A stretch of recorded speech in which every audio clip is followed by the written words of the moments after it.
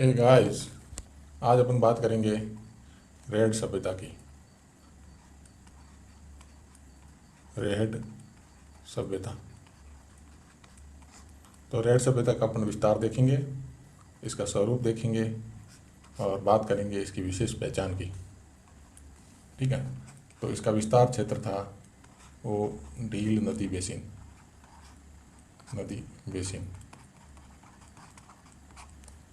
ये टोंक ज़िले के अंदर है।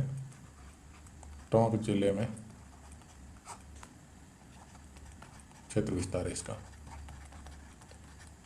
ठीक है। अब बात करेंगे इसके स्वरूप की। तो यहाँ पे आपको लोह काल से गुप्त काल तक के साक्ष्य मिलते हैं।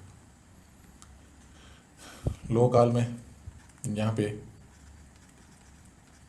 लोहे की प्रचुर मात्रा में सामग्री मिली है, इसलिए इसको प्राचीन टाटानगर नाम से जाना जाता है। टाटानगर। अब बात करते हैं कि यहाँ पे क्या विशेष रहा है। तो विशेष के अंदर आप बात करोगे, यहाँ पे जो मर्तभांड मिले हैं वहाँ पे मर्तभांडों के जो ऊपरी भाग है वहाँ पे आपको लाल अथवा सफ़ेद रंग का प्रयोग हुआ है। ठीक है। ये इस रेड सभ्यता की विशेष बात है कि मर्तभांडों के ऊपरी जो भाग है उस पे आपको सफ़ेद या लाल रंग का प्रयोग मिलता है। इसके अलावा यहाँ पे आपको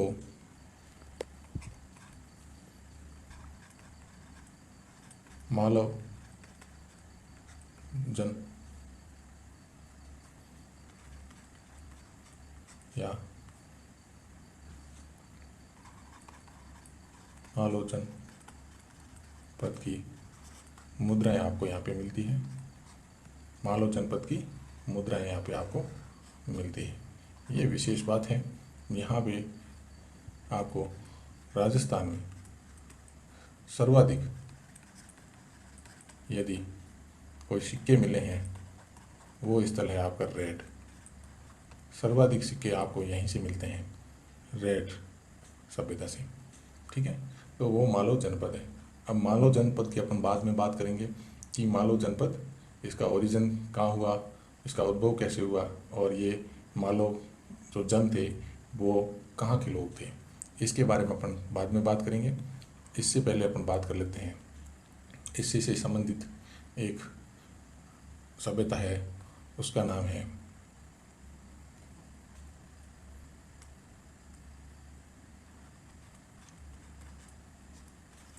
नगर सभ्यता। ये सभ्यता भी आपको इसी से संबंधित सभ्यता है, इसलिए यहाँ इसको साथ में पढ़ लेते हैं। इसका प्राचीन नाम है मालव नगर या करकोटा नगर। इस नाम से भी इस सभ्यता को जाना जाता है। यहाँ पे जो विशेष बात है कि यहाँ पे ये जो नगर सभ्यता थी, ये प्राचीन जो मालव जनपद था उसकी राजधानी थी, उसकी ये राजधानी थी। ठीक है। जो मालव जनपद अपन ने ऊपर पढ़ा है उसकी ये राजधानी थी। यहाँ पे आपको विशेष तौर पे जो इसको यहाँ पे जो मिला है वो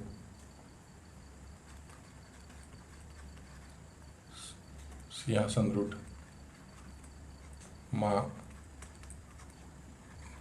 दुर्गा की मण मूर्ति मिलती है और एक प्राचीन महिषासुर मर्दनी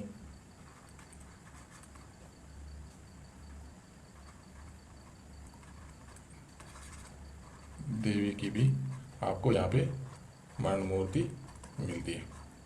महिषासुर मर्दिनी की भी आपको प्राचीन मरण मूर्ति मिलती है। इस जो ये कलाकृति है, इसका जो काल है वो शुंग काल है। ठीक है, शुंग काल की आपको यहाँ पे एक तो सिंहासन रूढ़ माँ दुर्गा की मरण मूर्ति मिलती है, दूसरी महिषासुर मर्दिनी की देवी की मरण मूर्ति मिलती है। और ये मालो जनपद यहाँ बहुत इम्पोर्टेंट है। मालो जनपद क्या ही अपन इसके बारे में पढ़ेंगे। इससे पहले अपन इसी से संबंधित एक और सभ्यता है, उसका नाम है नगरी। नगरी सभ्यता आपको मिलती है चित्तौड़गढ़ जिले में। और यहाँ की जो विशेष बात है, इसका प्राचीन नाम मध्यमिका है। ठीक है, मध्यमिका। और ये जो यहाँ पे जो विशेष है वो ये है कि यहाँ पे आपको सीवी जनपद के साक्ष्य आपको यहाँ पे मिलते हैं। तो सीवी जनपद और मालव जनपद, अपन अब मालव जनपद और सीवी जनपद के बारे में जानेंगे और उससे रिलेटेड जो भी क्वेश्चन बन रहे हैं उसके बारे में बात करेंगे।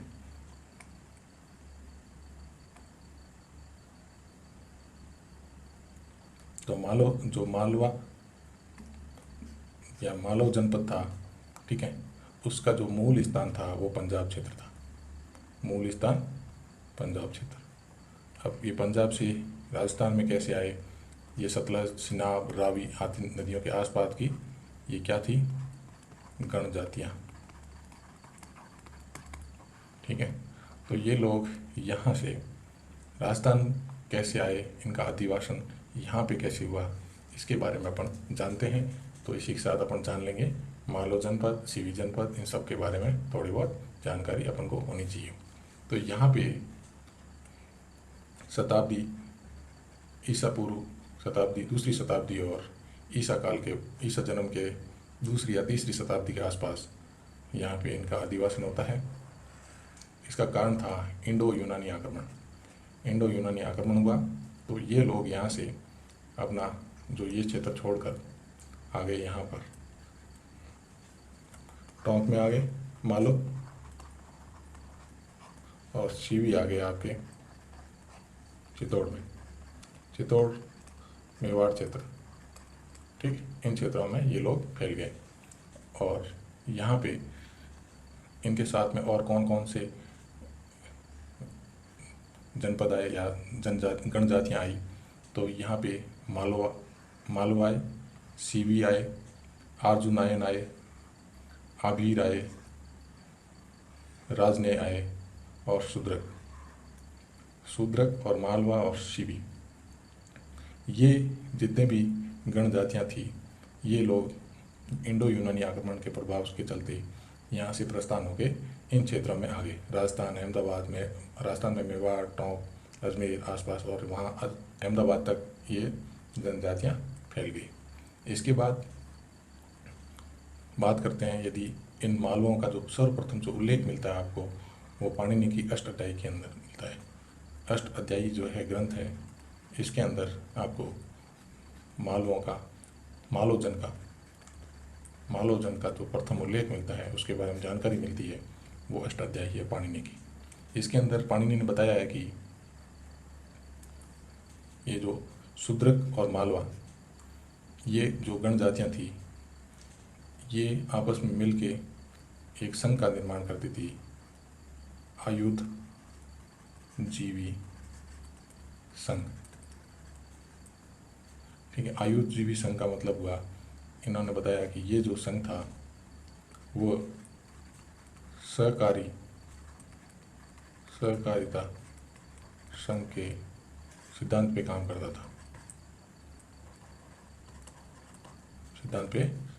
था। सहकारिता मतलब एक सब के लिए, सब एक के लिए, इसका मूल मंत्र है। इसी के आधार पे ये जो आयुध जीवी संघ है ये काम करता था।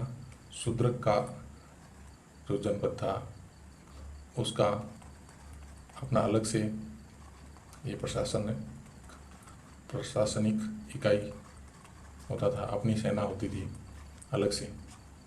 लेकिन जब भी बाहरी आक्रमण होता या जब भी युद्ध होता तो ये आपस में मिलकर युद्ध करते हमेशा। ये इनकी, इसलिए इसको कहा गया आयुधजीवी संघ। ये आपस में हमेशा मिलकर ही युद्ध करते थे, शूद्रक और मालवा। फिर ये लोग यहाँ आ गए और आपस में मिक्स हो गए। और इनका जो मालवों का सर्वप्रथम आपको संतप्त राज्य की जो स्थापना है उसका जो साक्ष्य है कि इन्होंने एक संतप्त गणराज्य की स्थापना कर ली, उसका जो उल्लेख है, उसका जो साक्ष्य है वो आपको मिलता है भीलवाड़ा के नांदता शिलालेख के अंदर।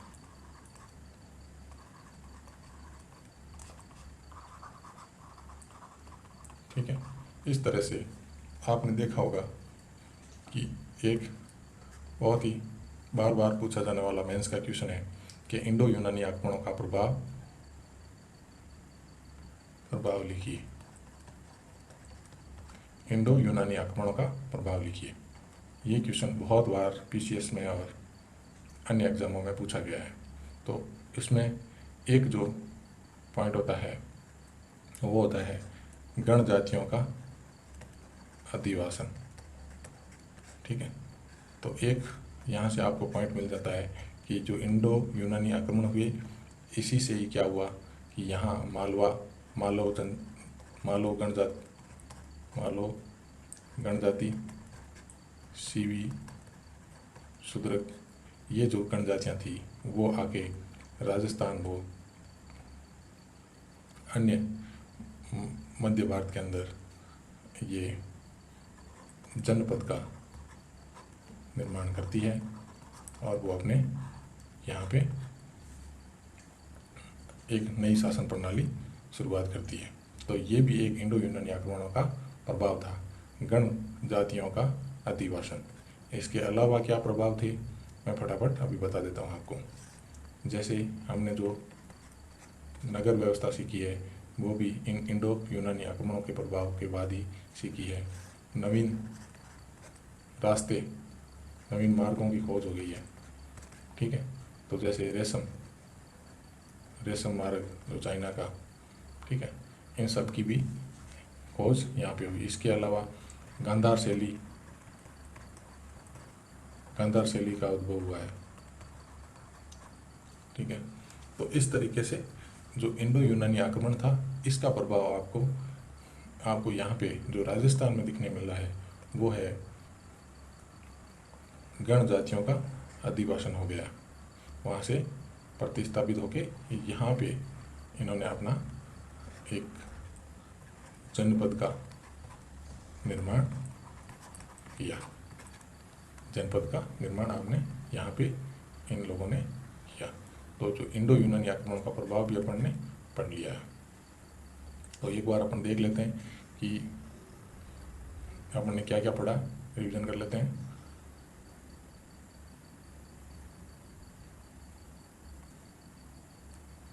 तो रेड सभ्यता, टील नदी, टोंक जिला, लोहोकालीन, इसलिए यहाँ पे आपको क्या मिलता है, यहाँ पे आपको मिलता है बहुत सारी लोहे की सामग्री मिलती है, इसलिए इसको टाटा नगर भी, प्राचीन टाटा नगर के नाम से भी ये नगर जाना जाता है। यहाँ पे आपको गुप्त काल तक के साक्ष्य आपको यहाँ पे मिलते हैं। मर्द भांडों पे ऊपरी जो मर्द भांड का जो पार्ट है, ऊपरी भाग है, उस पर आपको मिलता है लाल या सफ़ेद रंग। मण मूर्तियों पे आपको मथुरा कला आपको मिलती है। मथुरा कला का प्रभाव आपको यहाँ की मण मूर्तियों पे मिलता है। और एक बात और यहाँ पे मिलती है, सेल खड़ी की डिबिया। सेल खड़ी क्या है, ये है सेलेनाइट पत्थर। सेल खड़ी, तो ये खड़ी जो ये सेल खड़ी है इसका प्राचीन काल में सीमेंट के रूप में उपयोग किया जाता था, सीमेंट के रूप में कड़ी का उपयोग किया जाता था। और भी इससे मण मूर्तियाँ, मोहरें आदि इस शैलखड़ी जो पत्थर है इसी से ही प्राचीन मोहरें, मण मूर्तियाँ अधिकतर इस शैलखड़ी पत्थर से ही बनाए जाते थे। तो आपने ये भी देख लिया कि शैलखड़ी की डिब्बियाँ यहाँ पे आपको मिली है। यहाँ पे आपको विशेष तौर पे जो मिला है वो मालव जनपद गणराज्य के सिक्के, मालव जनपद के सिक्के मिले आपको, जिस पे अंकित था मालव नाम जय, मालव नाम जय, मालवा का नाम जय हो। ठीक है।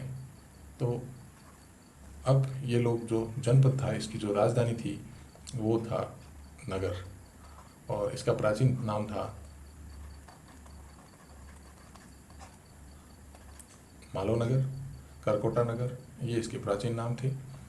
ये मालव जन की राजधानी रही है। विशेष यहाँ पे सिंह पे आरूढ़ माँ दुर्गा की मूर्ति मिली है, और महिषासुर मर्दिनी की आपको यहाँ पे मरण मूर्ति मिली है, और इसका काल है सोमकाल। इसके अलावा अपन ने देखा है कि नगर सभ्यता, इसके अलावा अपन ने देखा है नगरी सभ्यता। नगरी सभ्यता भी आपको यहाँ पे विशेष तौर पे सीवी जनपद के साक्ष्य मिलते हैं। ठीक है। तो यहाँ पे आपको सीवी जनपद के साक्ष्य आपको यहाँ पे मिलते हैं, जिसका उल्लेख इन्होंने किया है पाणिनि ने अष्टाध्यायी के अंदर, मध्यमिका। ठीक है। और इन्होंने सीवी जनपद का भी उल्लेख अष्टाध्यायी में किया, सीवी जनपद। तो इसके साथ ही आपका रेड सभ्यता, नगर सभ्यता, नगरी सभ्यता, ये संपूर्ण होती है। और इसके साथ आपका मालव जनपद का उद्भव का टॉपिक भी संपूर्ण होता है। आपने जाना मालव जनपद का उद्भव कैसे हुआ, और इसका जो मालव जन थी, मालव की जनता, ये इसका मूल स्थान कहाँ था और इसका उद्भव कैसे हुआ, यहाँ राजस्थान के अंदर। ठीक है। रेड सभ्यता कहाँ स्थित है, इसका स्वरूप जान लिया, विशेष बात जान ली, नगर सभ्यता, नगरी सभ्यता, इन सब के बारे में अपन ने आज पढ़ लिया। Very much. If you like this way, please like, share and subscribe.